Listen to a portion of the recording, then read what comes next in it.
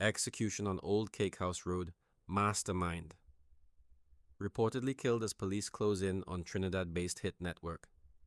A calculated double killing shakes St. Maarten. The March 2nd, 2026, double homicide on Arlette Peters Road did not unfold as a random act of violence. Investigators now treat it as a targeted execution tied to organized crime networks operating across St. Maarten and beyond. 2 lives ended in seconds, but the ripple effects continue to spread. Authorities identified the victims as Quincy Damon Sylvester, a local businessman, and American national Denisha Delancey. What initially appeared as a brutal roadside shooting has evolved into a case that exposes deeper criminal structures on the island. Arrest made, but the real target remains missing.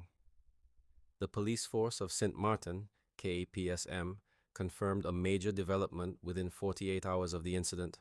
Officers arrested a Trinidadian national identified by the initials AH, following coordinated house searches across multiple locations. This rapid response signals a high-priority investigation backed by significant intelligence gathering. However, this arrest is only one piece of a much larger puzzle. Authorities made it clear the main suspect, believed to be the orchestrator, remains at large. All identified suspects share one common link. They are believed to be from Trinidad, pointing to a transnational dimension that complicates enforcement and raises the stakes. The ambush, precision, timing, and intent investigators reconstructed the attack with disturbing clarity.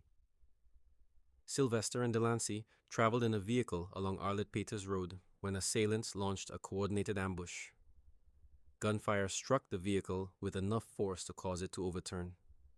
This was not chaotic violence. It was controlled, deliberate, planned. The level of execution suggests surveillance, preparation, and clear intent to eliminate the targets. Surveillance footage reveals premeditation. One of the most critical breakthroughs came from surveillance footage near the White Rabbit nightclub. Investigators reviewed recordings showing individuals closely monitoring Sylvester shortly before the shooting.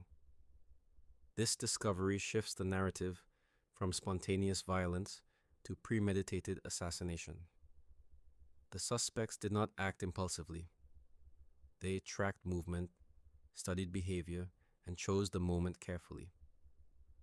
This aligns with patterns seen in organized crime hits across the Caribbean. A business front and a hidden network, Sylvester operated what appeared to be a legitimate PVC pipe business on the island. But investigators now suspect this business served as a front for drug trafficking operations. This dual identity, public entrepreneur, private operator, fits a familiar model within organized crime. Legal enterprises provide cover, while illicit networks generate revenue behind the scenes. Authorities believe Sylvester's activities connected him to broader trafficking routes and regional players. Links to the Plumpy Boss shooting. The case does not exist in isolation. Intelligence sources suggest connections between Sylvester's network and individuals involved in the recent Plumpy Boss shooting.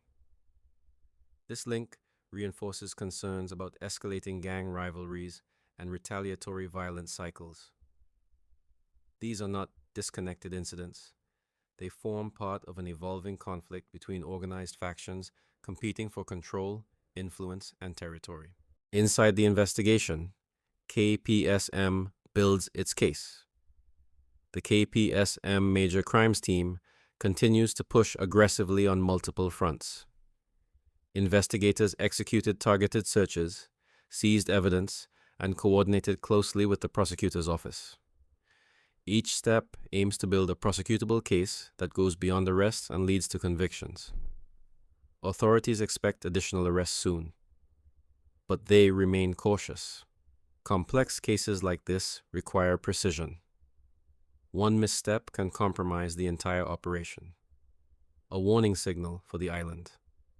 This case sends a clear message. St. Maarten is not immune to sophisticated, transnational organized crime.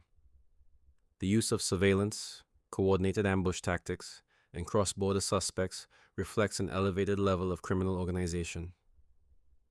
This is not street-level crime. This is structured, strategic, and network-driven. For law enforcement, the challenge grows. For the public, the risk becomes more tangible. Police call for public cooperation. Despite the progress, investigators emphasize one critical factor: community input. Authorities urge anyone with information to come forward. Even small details can unlock major breakthroughs in cases involving organized networks. You can contact the police force of St. Maarten at +1 721 54 22222 or submit anonymous tips via 9300. The bottom line: the killing on Arlette Peters Road was not just a double homicide. It was a message, a calculated strike within a larger criminal ecosystem. One suspect sits in custody. Another, possibly the mastermind, remains out there. And as the investigation deepens,